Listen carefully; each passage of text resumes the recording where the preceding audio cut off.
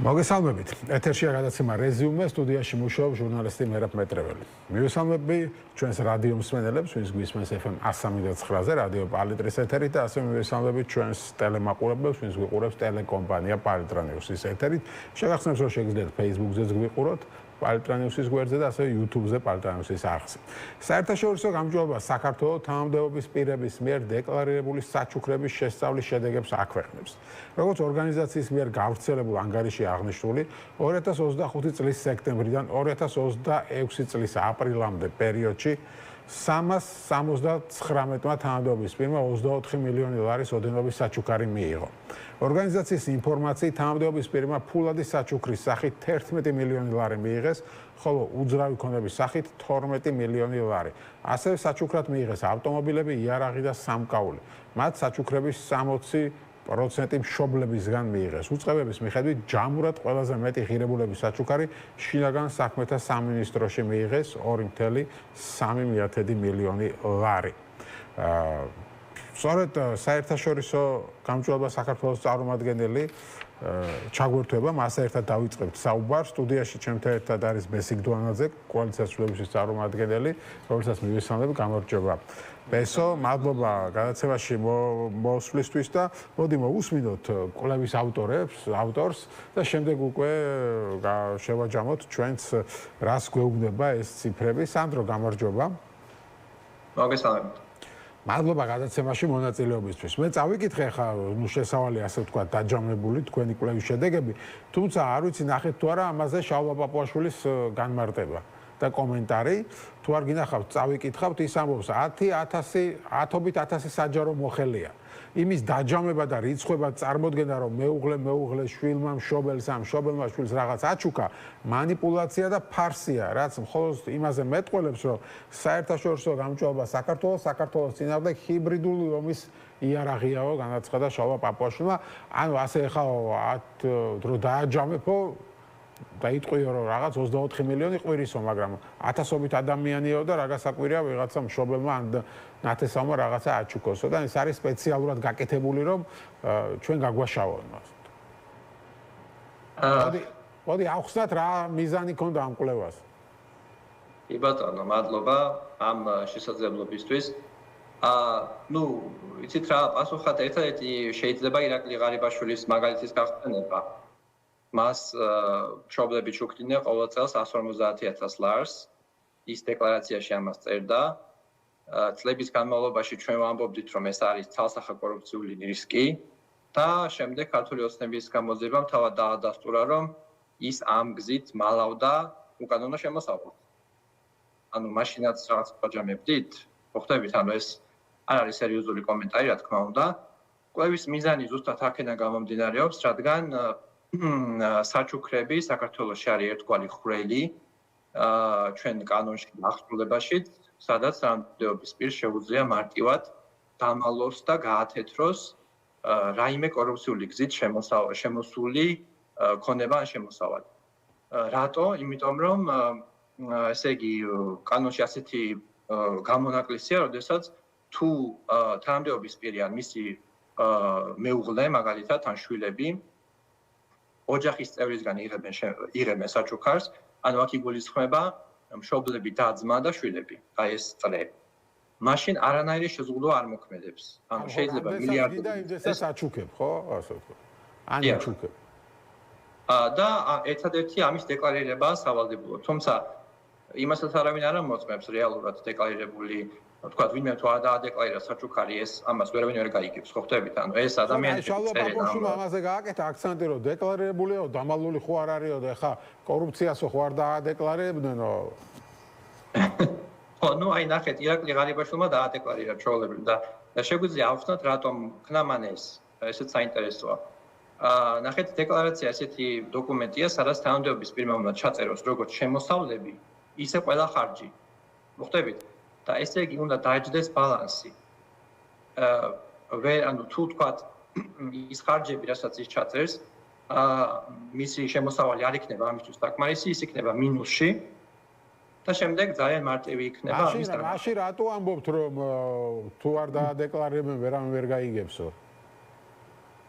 არა, იმიტომ რომ შემოწმების მეთოდი არ არსებობს, ხო ხდებით? ანუ ვინმე შესაძლებელია ეს, აქ ბევრი ხვრელია, რა თქმა უნდა. თუმცა ის ჩვენ ხედავთ, ვაკვირდებით მუდმივად დეკლარაციებს და ეს ბევრი შემთხვევა გვაქვს ასეთი, გამოცდილებიდან გეუბნებით, რომ ბევრი ცდილობს, როდესაც ნახავს, რომ მას ისეთი ცხოვრების წესი აქვს, რომელიც მის შემოსავალს, ანუ ოფიციალურ შემოსავალს არ შეესაბამება, შემდეგ ხედავთ ხარჯებიც რო არ ჩაწეროს. დიდი საჩუქარი და ეს საჩუქარი ყველაფერს აბალანსებს, ხო ხდებით? ამიტომ ხარჯებიც რო დამალოს, მე რა ხდება? ხარჯებიც რო დამალოს, ამას გეკითხებით. ხო შეუძლია ხარჯების დამალოს? რა თქმა უნდა, შეიძლება ყველაფერი დამალოს, ჩვენ გვაქვს შემთხვევები, როდესაც დეკლარაციები მთლიანად ცარიელია. მაგალითად, ერთ-ერთი რეპრესიების მონაწილე მოსამართლე ნინო გალუსტაშვილი, ჩვენმა მოქალაქეებმა იციან მისი სახელი, ის ცუდი მიზეზების გამო და მას დეკლარაცია მთლიანად ცარიელი აქვს. არადა რეალურად ის სადაც მას უნდა ჩაეწერა მისი ოჯახის წევრები, მათი ქონება, მან ეს არ გააკეთა. ანუ მაგალითი მოვიყვანე, ეს ბევრია, ხო ხდებით? ანუ აქ ეხლა თქვენ რასაც მეკითხებით, ეს არის სისტემური პრობლემა, დიახ, რომ არავინ არ ამოწმებს და არ მიყვება და მხოლოდ მაშინ ამოწმებენ, როდესაც ისევ ირაკლი ღარიბაშვილის მაგალითზე რაღაცა შიდა პრობლემა შეექმნება და შემდეგ სახელმწიფო მექანიზმი უცებ იწყებს ამოქმედებას მის წინააღმდეგ, ხო? და თურმე მე ხდება მე ვიგებთ, რომ თურმე შეუძლიათ რომ საჩუქრებსაც მიყვნენ, თურმე შეუძლიათ რომ დეკლარაციაში ბალანსი რო არ არის, იმასაც მიყვნენ, ჩაეძიონ ყველაფერს და რასაც კანონი ითხოვს, ხო ხდებით, მაგრამ ეს ხდება შერჩევითად. და როდესაც ჩვენ ვამბობთ, რომ აგერ არის 370 მეტი ადამიანი, რომელსაც ჩვენ არ ვამბობთ, რა თქმა უნდა, რომ ყველა კორუფცია არის. თუმცა ზოგი საჩუქარი აქ არის 800.000, 900.000 ერთი წლის განმავლობაში მიღებული. ხო ხდებით, ზადით ნახებზეა საუბარი. და ეს უნდა იყოს საკმარისი იმისთვის, რომ შესაბამის მოუწყებამ ჩაიხედოს და ნახოს, როგორც მინიმუმ, ისევ ირაკლი ღარიბაშვილის მაგალითთან ხوار გვაქვს საქმე. ხო ხდებით? და ამას არ აკეთებენ. ამიტომ ეს არის სერიოზული კორუფციული ხვრელი, უკვე დადასტურებული ფაქტია. ხო, შობელმა წელიწადში, თუ აქ წელიწადიც არ არის, მე მგონი 6 თვეა, ხო, დაჯამებული. ანუ აქ გამარტება, ნახეთ, გამარტებას გავაკეთებ, ანუ ეს არის 8 თვის განმავლობაში შევსებული დეკლარაციები. თითო დეკლარაციას რო ავსებენ წინა წლის მონაცემებს. ანუ ეს არის რეალურად 24 წლის 1 წლის განმავლობაში გამოდის 8 თვის განმავლობაში ვინც შეავსო დეკლარაცია იმათგან. ეს არის 1 წლის განმავლობაში შობელმა 800.000 რო აჩუქა ვიღაცას საეჭოა, ხო? თითქმის მილიონი. 1 წლის განმავლობაშია ეს. და ნახეთ, რომ ამბობს, რომ 10.000-ობით საჯარო მოხელეა. ეს საჯარო მოხელეებს არ ეხება, ეს ეხება თანამდებობის პირებს. თანამდებობის პირები არიან სადღაც 7.000-მდე საქართველოში, ვისაც ევალება დეკლარაციის შევსება. აქედან, ანუ 8 თვის განმავლობაში ჩვენაც შევისწავლეთ, დეკლარაცია შეავსო 4.500-მა დაახლოებით თანამდებობის პირმა და აქედან არის ის 370, ხო ხდებით? ანუ ნახეთ, ასეთი სიტუაცია რომ იყოს, რომ ვთქვათ 2.000, 3.000 თანამდებობის პირს ქონოდა დეკლარირებული საჩუქარი და ძალიან ბევრი მცირე საჩუქრები, ეს ნორმალური იქნებოდა, იმიტომ რომ ყველა ვიღებს საჩუქარს, ხო თქვა დავადების დღეზე, სხვა ტიპის დღესასწაულებზე, იქ წერენ საკუთარ ბავშვებს, შვილებს, ოჯახის წევრებს, მათ მიერ მიღებული საჩუქრებიც უნდა დაადეკლარირონ, ხო ხდებით? ანუ თუ თქვა ვინმე, ვთქვათ მეუღლე საჩუქარი რაღაც ესეც, რა თქმა უნდა ეს არ ხდება მასობრივად, ანუ ეს მაგრამ ამბობ, რომ არ წერენ, არავინ არ იგებს. თუმცა ვინც წერს, სხვილთან ხებს. ამას იმიტომ წერს, რომ ჭირდება დეკლარაციაში ეს, ხო ხდებით? ან იმდენად სხვილია, რომ არ იმალება, ან ჭირდება დაბალანსება. ამიტომ ყველა ვარიანტში ეს დიდი თანხები არის, უნდა იყოს ინტერესის საგანი შესაბამისი უწყებების. პირველ რიგში ეს არის აუდიტის სამსახური, იმიტომ რომ აუდიტის სამსახურმა გადაიბარა დეკლარაციების მონიტორინგი და რა თქმა უნდა პროკურატურა, იმიტომ რომ უკვე როცა კორუფციის ნიშნებია, ეს უკვე ეხება პროკურატურას და უნდა დაიწყონ გამოძიება. ანუ გასაგები ადრეც როცა თქვენ ამბობდით ღარიბაშვილზე და სხვებზე, იგივე პასუხი ქონდა ხელისუფლებას, მაგრამ მე ხა აღმოჩნდა რომ თვითონვე იჭერს ამ ხალხს, ლილუაშვილს და სხვებს. მადლობა გადაცემაში მონაწილეობისთვის. სანდრო ქებხიშვილი, საერთაშორისო გამომწვევა საქართველოს ანტიკორუფციული პროგრამის მენეჯერი იყო ჩვენს სტუმარი. შეგახსენებთ, საერთაშორისო გამომწვევამ გამოაქვეყნა ანგარიში, რომლის მიხედვითაც 1 წლის განმავლობაში თანამდებობის პირებმა 24 მილიონი დოლარის საჩუქარი მიიღეს ჯამში. ნუ იქ ზოგ შეიძლება ცოტა, ზოგს მეტი, მაგრამ არის ხალხი, ვისაც 800.000 აქვს მიღებული, მაგალითად საჩუქრად წელიწადში და შალვა პაპუაშვილი ამაზე ამბობს, რომ ეხა ესე თუ დააჯამებთო ყველაფერი ციფრი დიდი გამოვა მერეო. ესო დონაძეა ჩვენთან სტუმრად შეგახსენებთ კოალიციას ცვლილებებისთვის წევრი. შენ რას ფიქრობ ამ ყველაფერზე? ამდენ შეიძლება ეს მართლა არის მართლაც საეჭვო? პარლამენტის თავმჯდომარე გითხრა რა მოხდა ხო ყველას ჩუქნიან მშობლები ესე და მე არ ვიცი ხა რატომ არის თანამდებობის პირებს ყავთ ეგეთი მშობლები რომლებიც 100,000-ობით ლარს ჩუქნიან მაგრამ ის ამბობს რომ ყველას ჩუქნიანო და არ არის აქ არაფერი პრობლემა. მოგესალმებით კიდევ ერთხელ მივესალმებით თქვენს ტელემაყურებელს, რადიო მსმენელს. შალვა პაპუაშვილი მის განცხადებაში იტყუება, რომ 10,000-ობით საჯარო მოხელი ავსებს, 10,000-ობით საჯარო მოხელი არ ავსებს და ორგანიზაციამ, რომელმაც გამოაქვეყნა ეს კვლევა, პირდაპირ მიუთითა ციფრი 379 ხო დაახლოებით, ან ზუსტი ციფრი დაწერა, რამდენი ადამიანის დეკლარაცია არის, რამდენი თანამდებობის პირის დეკლარაცია არის შესწავლილი. ანუ პაპუაშვილის განცხადება იყო პროპაგანდისტული, ანუ იმ წუთას რომ რაღაცა უნდა თქვას და არა აქვს ამას მნიშვნელობა რა სიტყვის და თავარია რომ ადამიანი შეიყვანოს შეცდომაში. ეხლა რაც შეეხება დეკლარაციების შევსებას, დეკლარაციების შევსებაში ძალიან ბევრს მანიპულირებენ ჩინოვნიკები.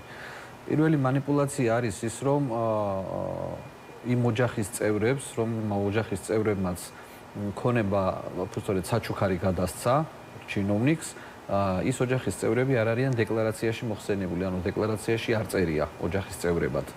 ანუ ერთ საცხოვრებელ მისამართზე ერთ ოჯახში არ ცხოვრობენ, მაგალითად ესენი ცხოვრობენ ცალკე, შვილი, ჩინოვნიკი პირობითად და მისი ოჯახის წევრები ცხოვრობენ ცალკე. რადგან ცალკე ცხოვრობენ, ამ ადამიანების ქონება დეკლარირებას არ ექვემდებარება.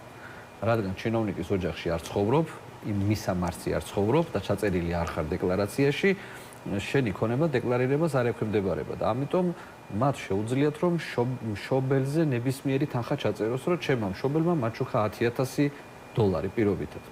აუდიტის სამსახური, რომელიც დაიწყებს ამის შემოწმებას, ვინც დეკლარირებული არის დეკლარაციაში სახელები და გვარები წერია, მხოლოდ და მხოლოდ იმის შემოწმების უფლებამოსილება აქვს. ანუ იქ რო წერია, რომ მეგობარმა მაჩუქა, დედმამა მაჩუქა, შვილმა მაჩუქა. მეგობრისგან არ შეიძლება მე მგონი რომ ოჯახის წევრისგან. მეგობრისგან შეიძლება, ხო, ნახეთ, ანუ იქით ვეღარ მიდის, ანუ იმათ ანგარიშებს ვეღარ ამოწმებს აუდიტის სამსახური, ამიტომ აუდიტის სამსახურმა თუ დაინახა კორუფციული ნიშნები, უნდა გადასცეს პროკურატურას და პროკურატურამ დაიწყოს ამის გამოძიება. მაგრამ მსგავსი გამოძიება ჩვენ არ გვინახავს, რაც ქართული ოცნება არის ხელისუფლებაში, ერთადერთი შემთხვევა იყო, როდესაც იძულებული გახდნენ, რომ ეთქვათ დეკლარაციაში აღნიშნული თანხები რო იყო ტყუილი, ეს იყო ღარიბაშვილის შემთხვევაში, პრემიერ-მინისტრი იძახდა, რომ ყოველწლიურად მამა ჩუქნიდა 150,000 ლარს და აღმოჩნდა ტყუილი.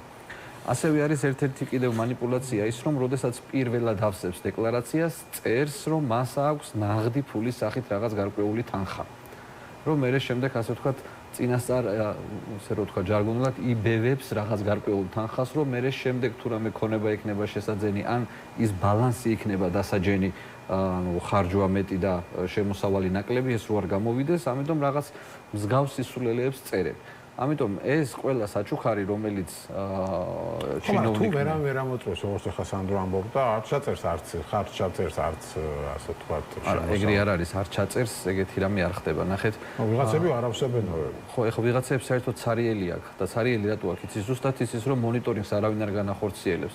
ანუ, როდესაც არ არსებობს მონიტორინგი, როდესაც არ არსებობს და როდესაც ჩინოვნიკმა იცის, რომ მას არავინ არ ამოწმებს შესაბამისად, რასაც უნდა იმას ჩაწერს, ან საერთოდ არ ჩაწერს. ხო, ამას ვამბობ. ხო, მაგრამ როდესაც ინსტიტუციურად გამართული არის ეს სტრუქტურა და ამოწმებს დეკლარაციაში და იქ არავის არ მისცემს იმის უფლებას, რომ რაღაცა სისულელეები ჩაწეროს და მე იმ სისულელეებზე გამოძიების დაწყება და გამოვლენა რომ მოხდება, აი ანუ ეფექტური კონტროლი თუ იქნება განხორციელებული იმ კონკრეტული აუდიტის სამსახურის მიერ, რომელსაც ეხლა გადაეცა, მანამდე ხო რაჟდენა ყავდა ჩვენ კუპრაში და ის ამოწმებდა და სინამდვილეში არაფერს არ ამოწმებდა. მაინტერესებს, იცი, ანუ თუ ვერ ახორციელებს ეფექტური კონტროლი, ვიღაცები წერენ, ვიღაცები რატო წერენ, ან რატო არ წერენ. იმიტომ რომ ნახეთ, როდესაც დეკლარაციას ავსებს და რაღაცა გარკვეული ქონება შეიძინა, ეხლა ესე არ არის, რომ რაღაცა ესეთი და უკანონო ქონება, რომელსაც მოიპოვებ და შეიძენ, ყველაფერს სხვაზე ვერ გადააფორმებ. ეხლა არის რაღაცა ესეთი ძვირადღირებული ქონება, რომელიც რისკია, ხო, ვიღაცაზე გაფორმება და ამიტომ მათ უნდათ რომ ის ქონება, რომელიც მათ ეკუთვნის, იყოთ მის სახელზე.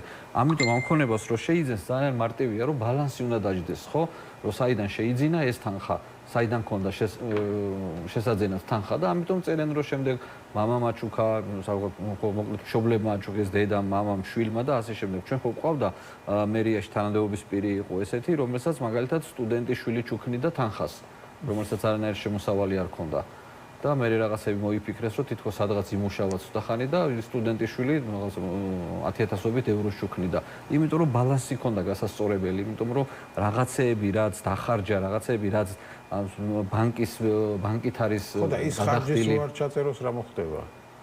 არა, შეგიძლია საერთოდ არაფერი არ შეავსო თუ არავინ არ შეამოწმებს, ანუ ესე თუ დავსვათ კითხვას, მაშინ საერთოდ ჯარიმები რატო არსებობს, მაშინ რა გვინდა საერთოდ კოდექსი, ან რა გვინდა საერთოდ კანონი? ამოწმებს, რატო ავსებენ საერთოდ? ხო, ანუ რა თემა ეს არსებობს რაღაცა და ყოველას მიშვებული ეს არის არაეფექტური კონტროლი, ეს არის როდესაც აღსრულება, ეს არის როდესაც კანონების აღსრულება არ ხდება. თუ კანონის აღსრულება არ ხდება და არ ღვიე კანონი, თუ არავინ არაფერზე პასუხს არ გთხოვს, მაშინ რატო გვაქვს საქართველოში ამ ქვეყანაში ან კონსტიტუცია რატო გვაქვს, ან კოდექსი, ან კანონი, რატო გვაქვს მაშინ აი ხელა საკანონმდებლო პარლამენტი, რა გვინდა მაშინ თუ არაფრის კონტროლი არ უნდა განხორციელდეს. ანუ ეს არის როდესაც სისტემა არის ჩამოშლილი, როდესაც სისტემა არ ფუნქციონირებს, სისტემა არის კორუმპირებული და შესაბამისად კორუმპირებული სისტემა მის ჩინოვნიკებს ინახავს და ამიტომ ესე შერჩევითა თუ ვიღაცაზე იქნება მწვანე შუქი ანთებული იმის დეკლარაცია შეამოწმებენ და ვისიც არ არის იმის დეკლარაციას არ ამოწმებენ. აი მაგალითად ჩვენ მქონდა მაგალითი რომ ჩვენი კოალიციის წევრები რომლებმაც საპარლამენტო მანდატი დატოვეს დეკლარაციებით შეავსებინეს, შემდეგ მოთხოვეს რომ ყოფილი დეპუტატი ხარ და ეხლა 1 წლის შემდეგ კიდევ დეკლარაცია შეავსე, ანუ ოპოზიციის წევრებს აკონტროლებენ. ოღონდ არ აკონტროლებენ იმ ადამიანებს, რომლებიც მართლა გასაკონტროლებლები არიან, იმიტომ რომ ისინი არიან ბიუჯეტის მძარცველები, ძალიან მარტივად რო ვთქვათ, ხო? ასევე შესაძლებელია კიდე მაგალითად შევამოწმოთ საჯარო სივრცეში რაც შეიძლება, რომ როდესაც ჩინოვნიკი დაინიშნება თანამდებობაზე, მისი პირველი დეკლარაცია უნდა ვნახოთ. პირველ დეკლარაციაში არსად არ წერია, რომ დედა მაჩუკა და მამა მაჩუკა იმ დროს, როდესაც არ იყო თანამდებობაზე. აი, როდესაც უკვე თანამდებობაზე დაინიშნა 1 წელი იმუშავა და მერე ჩნდება ეს თანხები უკვე, რომ რაღაცა მშობლების და შვილების მიერ არის ნაჩუქარი. თან ეს მშობლები და შვილები დეკლარაციებიდან ქრებიან და თანამდებობის პირი არც იმას არ წერს, რომ სად ცხოვრობს, ანუ არ უთითებს, ქირით რო ცხოვრობს, არ უთითებს, მეგობრის სახში რო ცხოვრობს, არ უთითებს. თუმცა ეს სხვაგან ცხოვრება მათ საშუალებას აძლევს, რომ მათთან ოჯახში მყოფი ოჯახის წევრები არ ჩაწერონ დეკლარაციაში, იმიტომ რომ შემდეგ ეს ადამიანები არ დაექვემდებარონ ქონების დეკლარირებას. აი ეს არის ძალიან მარტივი სქემა და ამ სქემაზე კიდე ზუსტად იციან რომ არავინ არ შეამოწმებს, ხო? შესაბამისად როცა არ ამოწმებენ ჩინოვნიკებმა ის უფრო იციან რომ ჩვენ რომ ამოწმებთ და ამიტომ ცდილობენ რომ რაღაცა ბალანსი დაწერონ და რაღაც ეს საჩუქრები მოიგონონ რომ ჩვენთვის უნდათ რომ შალვა პაპუაშვილი ასაკეთებს. ხო, საერთაშორისო გამომწვევობა ამით არის წლებია დაკავებული, ამ კორუფციულ ფაქტებს იკვებს და სულ ასეთ ანგარიშებს აქვეყნებს. ის კი არ ამტკიცებს რომ კორუფცია იყო, ხო? ნუ საეჭვოა ეს და არა, ნიშნები არის, არავინ არ იძახის. და ხო წლების განმავლობაში სულ საერთაშორისო გამომწვევობას ვანძღავენ ეკგ-ური რაღაც გამოცხადებული ყავთ აგენტად. ეხლა ეგრე პაპუაშვილი გამოვიდა ეს რაღაც ჰიბრიდული ომის ნაწილი ჩვენს წინააღმდეგო, მაგრამ მე იმ ხალხს ვისაც საერთაშორისო გამომწვევობა წერდა რომ საეჭვოა თქვენ ლაპარაკობდით როგორც კორუფციის კვლევარი და ოპოზიცია ლაპარაკობდა, ისინი ყველანი დაიჭირეს საბოლოო ჯამში, მაგრამ თქვენ ეს ისა ბრალდებები რომ ხართ აგენტები და რაღაცა გინდათ ხელისუფლების გასვრა და ამიტომ იგონებთ ამ ყოველ ვერსიას, ვითომც არაფერი დარჩა, ბოდიშიც არავის მოუხდია. იგივეს აგრძელებს ახლა. პაპუაშვილის განცხადება ახლა არის პროპაგანდისტული და ჰიბრიდული. აი ახლა რაც პაპუაშვილმა განცხადება გამოაცხო, ესე თქვა, უცებ საპასუხოდ, ყველაფერი თქვა ყույლი რაც ამ განცხადებაში არის. არც ერთი სიტყვა არ არის მართალი რაც ამ განცხადებაში წერია. იმიტომ რომ 10,000-ობით საჯარო მოხელი არ ავსებს ამ დეკლარაციას და 7,000 ადამიანი ავსებს. 10,000-ობით საჯარო მოხელის საქმეა და დეკლარაცია დაჯამებული არ არის 379 ადამიანის დეკლარაცია არის დაჯამებული, ანუ ყველაფერი ტყუილი თქვა ამ ადამიანმა. იმიტომ რომ აი უბრალოდ თავარი არის რომ მათ პროპაგანდისტულ არხზე პაპუაშვილმა თქვას განცხადება და არ აქვს მნიშვნელობა რა სიტყვის, არ აქვს მნიშვნელობა არც მის შინაარს, არც მის სიმართლეს, არაფერს არ აქვს მნიშვნელობა. აი მთავარია თქვა რომ ვიღაცა არის აგენტი, ვიღაცა ებრძვის საქმეა ქვეყანას, ვიღაცა ქვეყანას აზიანებს რეპუტაციულად ქვეყანას. საერთაშორისო გამარჯვებას აფინანსებს, რომ საქართველოს წინააღმდეგ ჰიბრიდულ ომს ეწევაო და ამას ჰიბრიდულ ომს ეწევა საქართველოს წინააღმდეგ პაპუაშვილი და თუ კი ვინმე ზიანს აყენებს დღეს საქართველოს ეროვნულ უსაფრთხოებას და საერთოდ ზოგადად ქვეყნის რეპუტაციას ლახავს, ეს არის მოქალაქეთა პოლიტიკური გაერთიანება, ქართული ოცნება. ანუ ქართული ოცნება არის დღეს საქართველოს პრობლემა. სხვა პრობლემა დღეს საქართველოს არ აქვს. რუსეთი, როგორც სხვა ქვეყანა. თან დეკლარირებული ოცნება. აი 14 წელია კი არ ვებზოდითო კორუფციასო, მიშვებული ქონდა, მაგრამ ეხლა დავიწყდა კორუფციის ამბზოლოს და თავადად დაიჭირეს ხო გუშინ ჯერ კიდევ თუ გუშინ წის უსმა გამოაცხადა რეგიონებში რამდენიმე მაღალ ჩინოსთვის ასე ვთქვათ ადგილობრივი ხელისუფლებიდან დაბატონებს და როცა ეხლა ამ იმაზე ხარ ტალღაზე რომ აი მე ვებრძვი კორუფციას ხო პირიქით მადლობა გადაუხადე ხალხს რომ შენს ვაგებად რაღაცა გამოიკულიეს იმის ვაგებად რომ ბრალდებებს უყენებ ხო თუ მართლა ებრძვი კორუფციას და თქვი რომ შევისწავლით აღმოჩნდება საერთო გავარკვევთ აი რა ის არის ესა ხო არა თქვენ ხართ აგენტები ხო ქართული ოცნების არის პროპაგანდისტული ანუ ეს ტექსტი ხო პაპუაშვილის მოფიქრებულიც არ არის ხო ტექსტი მისდის პაპუაშვილს და ის ტექსტი უნდა წაიკითხოს უბრალოდ ანუ მისი ნააზრებიც არ არის პაპუაშვილის აზროვნების უფლებაც არ აქვს რომ იაზროვნოს იმის უფლება არ აქვს მას რასაც ეტყვიან ის უნდა თქვას ამ პირობით არის ის ქართულ ოცნებაში მაგას ვინ მისცა იმის უფლება რომ თავისი აზრი გამოხატოს ეგ ერთი მერე მეორე კორუფციასთან ბრძოლა არ ნიშნავს თითოეული ადამიანის ან ერთი კონკრეტული ადამიანის ქრთამის მაგალითად ხელიდან ხელში ფულის ხელიდან ხელში მიცემა კორუფციულ სისტემას უნდა ებრძოლო და ჩვენთან საქართველოში კორუფციული სისტემა ანუ სისტემა ისი ააწყეს რომ თანამდებობის პირი იმ სისტემაში რომ მოხდება იწყებს ფულის შოვნას იმიტომ რომ მისი მაკონტროლებელი არ არის არავინ არ აკონტროლებს და კონტროლი კიდე მხოლოდ და მხოლოდ ხდება იმ შემთხვევაში როდესაც თვითონ აი ამ სისტემის შემქმნელი ივანიშვილი აანთებს მწვანე შუქს. ეხლა ერთი მაგალითი უნდა გითხრათ. ხაშურის საკრებულოს თავმჯდომარეს, რომელსაც 5 მილიონი ლარის მოპარვას ანუ თაღლითური გზით რომ მიითვისა სახელმწიფო ბიუჯეტიდან, ეს ადამიანი 10000 გირაოს სანაცვლოდ გამოუშვეს დღეს ნაქვია საპატიმროდან. ეხლა ქართული ოცნება გადავიდა და აი ამ პერიოდში ვნახავთ კიდევ გადავა შემდეგ ეტაპზე და ეს არის იმ დაკავებული ადამიანების ნელ-ნელა გამოშვება, იმიტომ რომ ქართულ ოცნებაში მყოფი ადამიანები დაიჭირეს, რომლებიც ამ ადამიანებს ეხმარებოდნენ არჩევნებში გამარჯვებაში. არჩევნებში უნდა ეს რეგიონებში დაიჭირეს. შესაბამისად, ეხლა ამ ადამიანებზე მიდის მუშაობა, რომ ამ ადამიანებს რაღაცა სხვადასხვა დროს, სხვადასხვა პირობებით გამოუშვებენ ციხეებიდან, ოღონდ პირობა იქნება ერთადერთი, რომ ის უნდა დარჩეს ისევ ქართული ოცნების სამსახურში. და ამის ისევ ნათელი მაგალითი არის ირაკლი ღარიბაშვილი. ირაკლი ღარიბაშვილი ციხიდან რო გამოუშვან ეხლა დღეს განაცხადებს რომ იგი არის ისევ ქართული ოცნების ჯარისკაცი და ის ისევ ქართულ ოცნებას უჭერს ხარს. არა, მისი ოჯახის წევრები ისევ ბიძინას უხდიან მადლობა. კი, ანუ ეს უკვე დაიჭირა ციხის ჩასვა, მაგრამ ისინი ბიძინას უხდიან მადლობა. ეს არის ეხლა ახალი მიმართულება ქართული ოცნების, რომ ის ჩინოვნიკები, რომლებიც დააკავეს ქრთამის აღებაზე, ეს იქნებოდა თანამდებობის პირები თუ კომპანიები, ყველა ამ ადამიანთან მიდის ისევ და ისევ მოლაპარაკებები, რომ მათი გარემოცვა ისევ დარჩეს ქართული ოცნების ასე ვთქვათ ხარდამჭერებად და შემდეგ ეს ადამიანები ნელ-ნელა დატოვებენ საპატიმროებს. ეხლა გადავიდნენ ამ ეტაპზე, იმიტომ რომ ძალიან ბევრი ადამიანი განაწყენდა ქართულ ოცნებაშივე, იმიტომ რომ მათ უთხრეს რომ ჯერ ფული აკეთეო და შემდეგ უთხრეს რომ ეხლა უნდა დაგიჭიროთ, თუ ეს ერთ-ერთი რო იყო ინფრასტრუქტურის მინისტრის მოადგილე, იმან რო თქვა რომ მე ვერ მიხვდეთ თუ რატო დამიჭირესო. იმიტომ ვერ მიხვდა რომ მათ უთხრეს რომ ფული აკეთეო და ეხლა რო დაიჭირეს გაუკვირდა.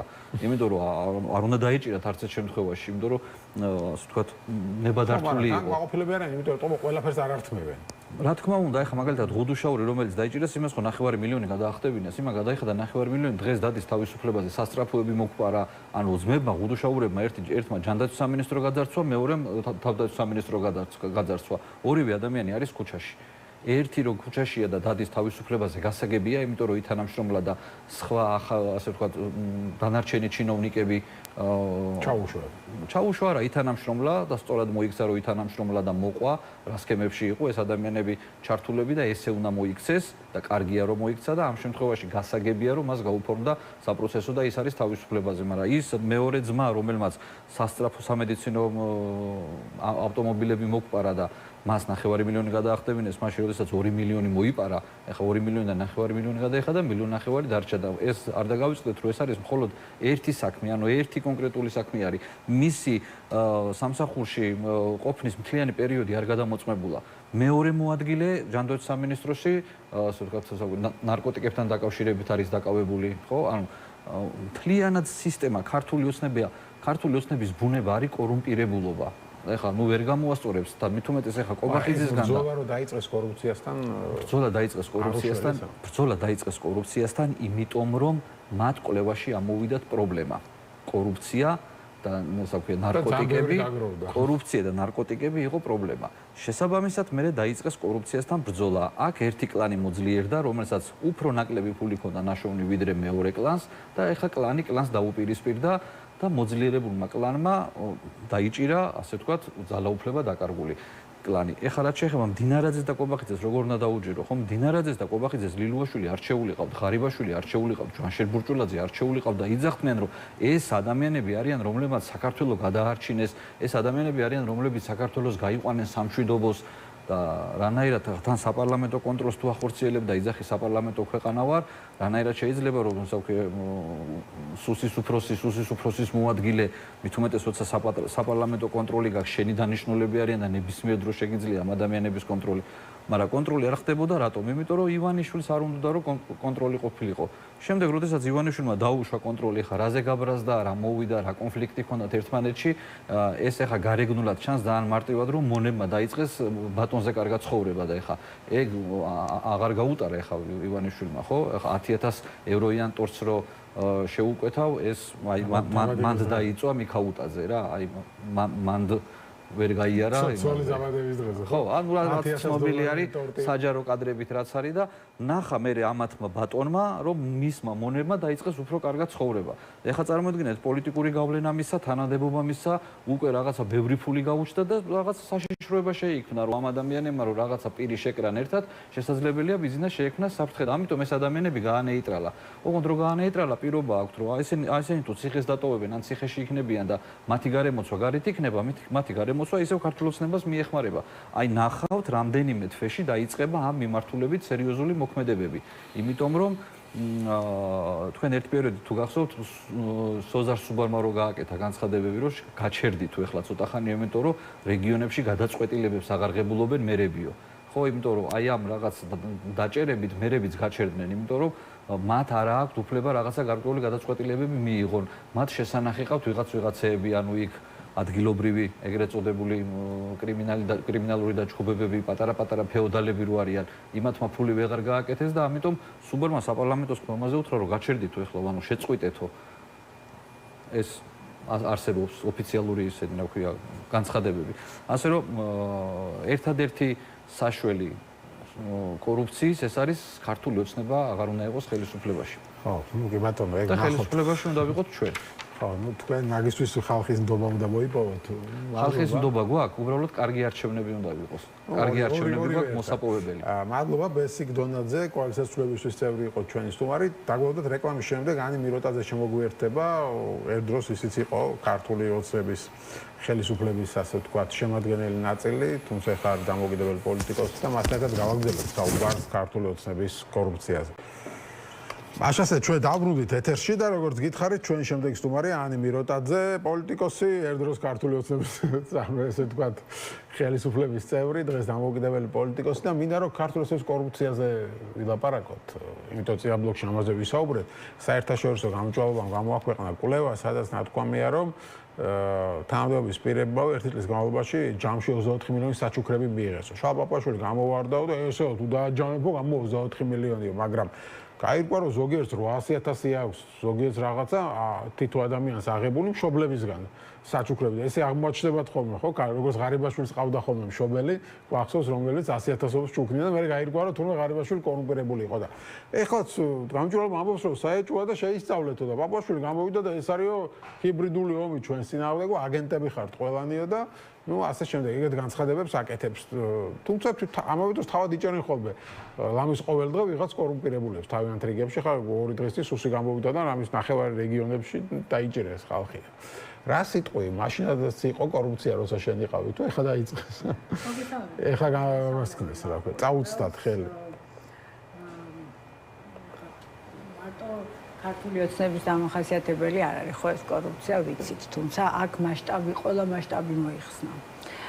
თუ ვთქვათ, ჩვენ შეგვეძლო გვეთქვა, რომ შევარდნაძის დროს მართლა ყველგან და ყველაფერში იყო კორუფცია, მერე სააკაშვილის დროს მოახერხეს ისე, რომ ეს კორუფცია უფრო ელიტური იყო. ეს უარყვაო ნიშანი, წინა დღეს გამოვიდა და მეო ელიტურ კორუფციას, მაგრამ იმიტომ რომ ვერ ნახულობდნენ კორუფციას. ესენიც უარყოფენ. ვერ ნახულობდნო კორუფციასო და მაგიტო ელიტური დამაბრალესო. ხო, ესენც ამ უარყოფენ, მაგრამ მე აღმოჩნდა რომ მაგრამ ჩვენ ხო ვიცით, პატარა ქვეყანა ძალიან არაფერი არ მალება ამ ქვეყანაში, მაგრამ ამ ხელისუფლების ავიზიტო ბარათი არის ეს, რომ ყველა ადამიანმა, ვინც არის ქართული ოცნების წარმომადგენელი, რა დონეზეც არის და რა დონეზეც შეუძლია რომ ეს ბერკეტი გამოიყენოს, ყველა მიცის რომ უნდა გამოიყენოს. ვინაიდან ფიქრობენ რომ სხვა შემთხვევაში ქართული ოცნების წევრობა აბა რა ხეირის მომტანია და მართალიც არის რა ხეირის მომტანი, იმიტომ რომ შიდა პოლიტიკაში ესენი არებს აკეთებენ, გარე პოლიტიკაში ჩამოგვაქციეს ყველაფერი, განათლების სისტემა ჩამოქცეულია, ჯანდაცვა ჩამოქცეულია, ხალხი გარბის აქედან, სტატისტიკაც არ ვიცით რამდენი ვართ, პერსპექტივა ახალგაზრდებს საერთოდ აღარ უჩვენთ რა შეიძლება გამოვიდეს ამ ქვეყნიდან და ნუ ახლა ერთადერთი რასთანაც ასოცირდება ქართული ოცნება არის ზუსტად კორუფცია და მიზიდულობა ამ ტიპის ადამიანების, ვინც ფიქრობს, რომ ხო, ვინც არის, როგორ თქვა, ეს ცოტა მე ხამშებას თქო, მაგრამ ვერ სხვა სიტყვა არ ვიცი, ცოტა წუწკია იმისთვის, რომ თავისი პირადი კეთილდღეობა ზუსტად ხელისუფლებაში ყოფნით უნდა მოიწყოს, იმიტომ რომ სხვანაირად ვერ წარმოუდგენია, სხვანაირად შეუძლებელია, როგორ ჩანს ასე ფიქრობენ. ამიტომ ძალიან ბევრმა ასეთმა ადამიანმა მოიყარა თავი. და არ მიკვირს რომ უტიფრობის ეს ხარისხი არის რომ ამართლებენ ახლა პარლამენტის თავმჯდომარე რომ გამოდის და ამბობს რომ ჰიბრიდული ომი მიმდინარეობს იმიტომ რომ არ გვინდა რომ ჩვენი ქვეყანა კორუფციის ჭაობში იყოს და ახლა ჩვენც ალბათ ჰიბრიდული ომის ჯარისკაცები ვართ როცა ამაზე ვლაპარაკობთ ან ნებისმიერი ადამიანი რატომ იმიტომ რომ მათი გადასახედიდან აბა სხვა რა არის ხელისუფლებაში ყოფნა ჩვენ გვაქვს სხვა სტანდარტი ხელისუფლებასთან დამოკიდებულებაში თორე ეს ადამიანები ფიქრობენ რომ ეს ასე უნდა იყოს ოღონდ მათ ერთი რამე არ იციან კარგად რომ არაფერი არ ეპარება ვიძინას თუ რამე გამოეპარა უსებენ ინფორმაციას იქ არსებობს სუსის გარდა სხვა და სხვა кейსები რომ თუ საჭირო გახდება ამოწევენ ამ თუ იმ ადამიანის შესახებ ინფორმაციებს და მათ რომ გონიათ რომ აი ხა ჩვენ სუსის გარდა ვინ მუშაობს ამაზე პარტიაც ძირითადად ამით არის დაკავებული ასე იყო ადრეც და ახლა როგორც მეუბნებიან კიდევ უფრო მეტად გააქტიურებულები არიან ამ მიმართულებით რომ ერთმანეთის მიმართ მეტი ინფორმაცია მიიტანონ ბატონთან ამიტომ ახლა თუ ამათ ესენი ფიქრობენ რომ ჩვენ კორუფციაში ვართ და რაღაცას ესე ხელსიქით რამეს ვიზამ და შეგრჩება და ან თქვათ ჩემმა ბაბუამ ან ბიძამ ან დედამ 800,000 რომ მაჩუქა ის იმ კაც ჯერა ესე არ არის უბრალოდ რაღაც მომენტში ბიძინა ივანიშვილს აწყობს რომ ასეთი შემადგენლობა ყავდეს ხო არა ეხლა ხო დაიწყოს ვითომ ბრძოლა კორუფციას არა ასე კიდე სანახაობისთვისაც ჭირდებათ ერთმანეთის თითის დაქნევისთვისაც ჭირდებათ ეხლა მაგალითად ღარიბაშვილის პატიმრობის ვერაფრით ვერ ხსნი რატო დააპატიმრა ღარიბაშვილი თუ არ არის რაღაცა რამე სხვა ანუ კორუფციას ვერ უკავშირებ იმიტომ კი არა რომ კორუფცია არ არის მგონია რომ მიზეზი სხვა არის და ეს ინსტრუმენტი რატო გაწირა ხო აქ რამდენიმე თან ის ციხეში ზის და მისი ოჯახის წევრები ყოველდღე მადლობას უხდიან ბიზნესს ეგეთ რამ უპირველად მიშა მის დაიჭირა იმის მერე დღემდე აგინებს ყველა მიშას და ბიძინა მის დაიჭირა ნახევარი მადლობას უხდის აგა. ნუ აქ ზუსტად ეგ არის რომ სწორედ ეს არის ახლა ჩვენ გვეცინება მაგრამ წარმოიდგინეთ როგორი სევდიანი ამბავია ხო ეს აი ესე რომ შევხედოთ ხო ძალიან სევდიანია და რთულია მაგრამ ნახეთ როგორი სიტუაცია არის რომ მე ვფიქრობ რომ აი ღარიბაშვილების იგივე ლილუაშვილების და მსგავსი ადამიანების დაჭერა ზუსტად ამ თავისი გუნდის წარმომადგენლებისთვისაც არის სანიმუშო რომ თქვენს გელით ასეთი ბედი თუ არ მოიქცევით ჭკვიანად. ახლა ჭკვიანად მოქცევა ჩვენ სხვადასხვანაირად შეგვიძლია გავიგოთ. იმათთვის გასაგები არის მარტივად რომ არ უნდა იყვნენ ანუ არაფერზე წინააღმდეგობა არ უნდა გაწვიან, უნდა იყვნენ აუცილებლად მორჩილები და ყველა დავალება უნდა შეასრულონ ზედმეტი კითხვების დასმის გარეშე. ასეთი ხალხი ბიძინა ივანიშვილს ჭირდება. ბუნებრივია ეს ხალხი ფიქრობს რომ აბა ჩვენ რასარგებელი მაშინ და შეიკრიბა ეს საზოგადოება ძალიან სამწუხაროა რომ ეს ხალხი არის საქართველოს ხელისუფლების სათავეში. სხვა შემთხვევაში არ იქნებოდა სანამ. შიში ექნებათ, მაგრამ ახლა ერთი ბაჩიაშვილმა გაბედა წინააღმდეგობა და რა უქნა ბიძინა ივანიშვილმა ხომ ნახეთ, ხო აგერ. ბოლოს ისიც დანებდა და ყველაფერი ასე თქვა ჩაავარა, რაც სასაველი ქონდა. რაღაც ვიდეო დუბაიდან ჩამოიყვანა. აი მთელი სახელმწიფო მანქანა ამუშავა და ყველაფერი. და როგორც ვიცი, ძალიან მძიმე ვითარებაში იყო ციხეში, როგორც მე მეუბნებიან, უმძიმესი. შესაბამისად, ხო, ხედავენ ამას ჩინოვნიკები, ბუნებრივია, ხო, მადლობას ეუბნებიან, რომ იოლად გადარჩნენ. 5 მილიონი მოატანინა, მაგრამ დანარჩენი დაუტოვა ალბათ, არ ვიცი რა, ხო, რატო შეიძლება და რომ შევაჯამოთ, მე რა, ეხლა ჩვენ რო ვიკითხოთ, ეხლა მართლა რატო საუბრობთ ამაზე, იმიტომ რომ deep state-ის ამხანაგები ვართ, რა ვართ ასე შემდეგ, საბოლოო ჯამში ამ ქვეყნის გულშემატკივრები და ამიტომ საუბრობთ ჩვენ ამაზე, რომ ერთხელ და სამუდამოდ უნდა ამოვიდეს ეს ქვეყანა აი ამ საშინელი კორუფციის ჭაობიდან, რომელიც ხრავს და ყველა სისტემას და აქ საბოლოო ჯამში სახელმწიფოს საფუძვლებს ემუქრება თორე ხა მართლა გუცვალად აი ვინ ყურით ყავს დაჭერილი და ვინ ის რა აჩუქა და ასე შემდეგ აი პაპუაშვილისგან განსხვავებით შეიძლება ჩვენთვის საინტერესო არ იყოს საინტერესო ზუსტად იმ ნიშნით არის რომ ეს ადამიანები რომლებიც სხვა ადამიანების ბედს წყვეტენ არიან ასეთი უტიფრები და კორუმპირებულები აქ ამაზეა საუბარი თორემ ეხა იცით როგორი ამბავია რომ თუ მართლა ვინმე ისე აჩუქებს არ ვიცი დაუტოვებს მემკვიდრეობით ასე შემდეგ ბუნებრივია ამაში ცუდი კი არაფერი არის მაგრამ ძალიან უცნაურია ამ გაჭირვებულ ქვეყანაში ჩინოვნიკებს აღმოაჩნდებათ ძალიან უცნაურია 700,000 ადამიანი დაახლოებით სოციალურად დაუცველთა ბაზაში რომ ყავს და ამის ნახევარი რომ ელოდება ამ ბაზაში მოხვედრას ძალიან უცნაურია შენი მშობელი დეპუტატი რო ხარ ან აღმასრულებელი ხელისუფლების წარმომადგენელი ან ვინც ხარ არ ვიცი უცებ შენ მშობელს რომ აღმოაჩნდება 100,000 200,000 300,000 საიდან პენსია ამ ქვეყანაში 300 რაღაც ლარია ზუსტად არ ვიცი. მაღალმთიანის ვიცი რომ 495 ლარია. მე მგონია რომ ამით შეუძლებელია ხო ქონება დაგროვდეს. სხვათა შორის იმითაც შეუძლებელია რომ თქვა ვინმე ძალიან ბიზნესებში იყო შევთ, იმიტომ რომ ბიზნესიც აღარ არსებობს. ყოველ შემთხვევაში ისეთი ბიზნესები რომელიც პირდაპირ ბიძინა ივანიშვილთან და მის კლანთან არ არის დაკავშირებული ამ ქვეყანაში არ არსებობს. პირდაპირ ინვესტიციები არ არის. ყველაფერი რაც ფინანსურ რაღაც ფინანსებთან იყო დაკავშირებული ამათ ან ჩახსნეს, ან დაიქვემდებარეს, ან მოკლეს ან არ ვიცი რა რეები არ გააკეთეს კანონები მიიღეს და შემდეგ მაშინ კითხვა მოდის საიდან და როდესაც ამ კითხვაზე პასუხს გაცემენ აქედან და თუ რომ მიხვდებით რომ ეს არის სწორი ასეთ შემთხვევაში აღარ ვილაპარაკებ ამათ ყველაზე საინტერესო ის არის რომ შალვა პაპაშვილი გონორით საუბრობს რომ ეს არის რაღაცა ჩვენს წინააღმდეგ ჰიბრიდული ომი და ასე შემდეგ როცა რამდენიმე ხნის წინ თავად აღიარეს ხო იგივე სიტუაციაში როცა ოპოზიციას ლანძღავდნენ არასამთავრობო სექტორს ლანძღავდნენ რომ რატო საუბრობ ჩვენს კორუფციაზე თქვენ ხარ მტრებიო მატყუარები ხართ თუ ეძახდნენ მე ის ხალხი ვიზეც ოპოზიცია და არასამთავრობო სექტორი საუბრობდა თავად დაიჭირეს ანუ თავად აღიარეს რომ მართალი იყო ეს ხალხი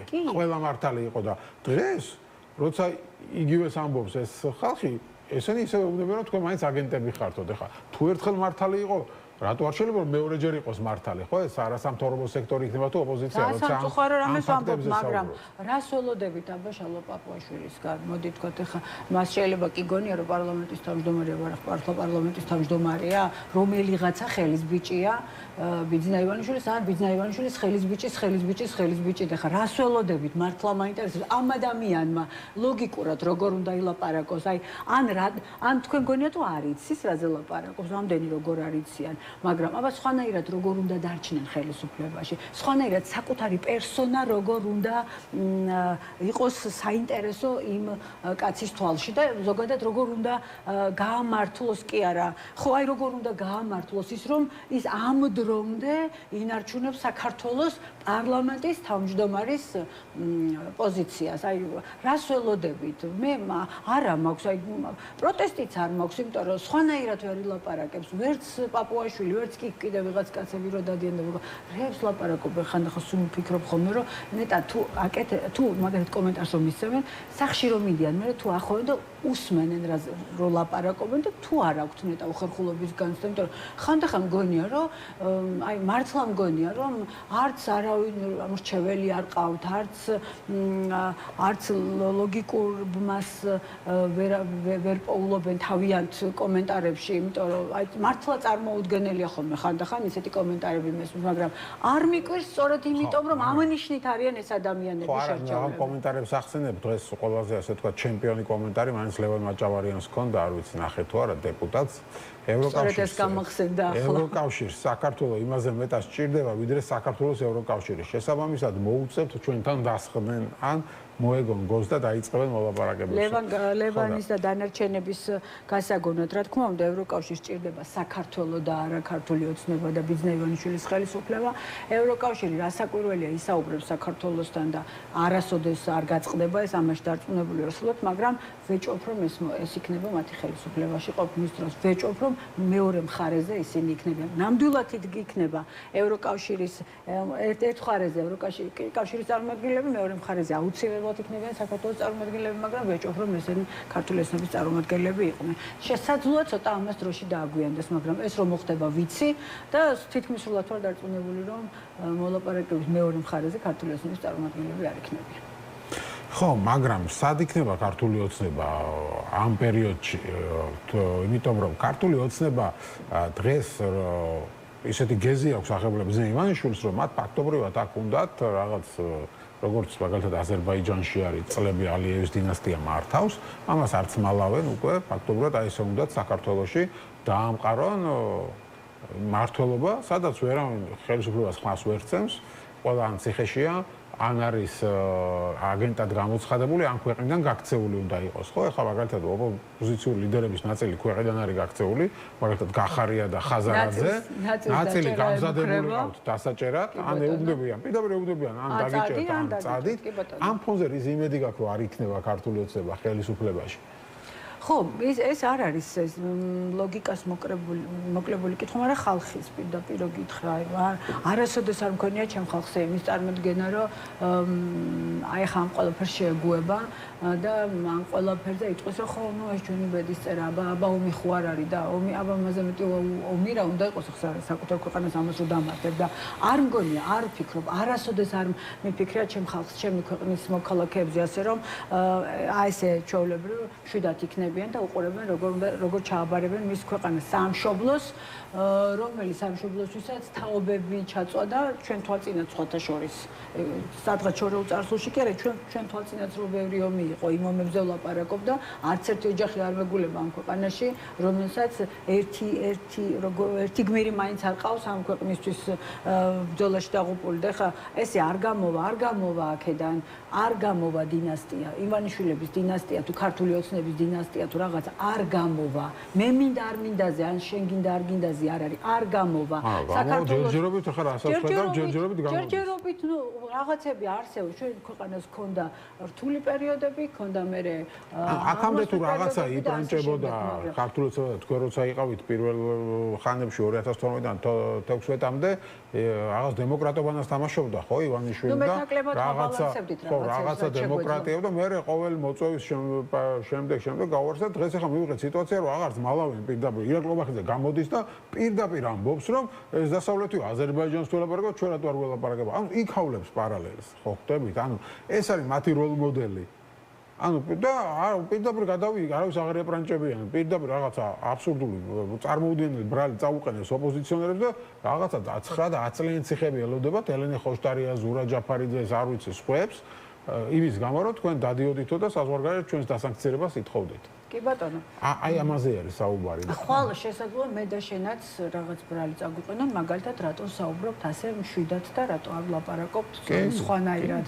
ან მაგალითად რატომ გვაქვს მეხსიერება, რატომ გვინდა ამ ქვეყნისთვის უკეთესი მომავალი, რატომ მიგვაჩნია რომ შეუფერებლები არიან ამ ქვეყნის ხელისუფლებაში, რომ არ უნდა იყვნენ, იმიტომ რომ ძალიან ბევრ შანსს კარგავს ახლა ქვეყანა და ბევრი საქმის დაწყება მოგვიწევს უკანა რიცხვიდან, იმიტომ რომ ბევრი არა მხოლოდ ბევრი შანსი ხელიდან გაუშვით, ის მონაპოვარიც რაც იყო, ისიც კითხვის ნიშნის ქვეშ დააყენეს და ასე შემდეგ. ამიტომ ასე ეს ვინ იქნება დღეს ხვალზე გამას, საერთოდ ასეთი არის ავტორიტარული სისტემის და რეჟიმის ბუნება. ვინც გზაზე ხელს შეხვდეს, ქვაც რო იყოს, იმ ქვასაც ციხეში ჩასვამ აიღებენ და ციხეშის რომელიღაცა საკანში ჩასვამენ და ამბობენ რომ ამას მიესაჯოს ამდენი, იმიტომ რომ წინააღმდეგობა ხელი შეუშალა ბიზნესს. ახლა აქ ჩვენ მე მგონია რომ კითხვას ასე უნდა ვსვავდეთ, რომ იმაზე კი არა ახლა სვამდეს რა გვეშველება რა უნდა ვქნათ არა რა უნდა ვქნათ ჩვენ ასე უნდა ვსვამდეთ კითხოს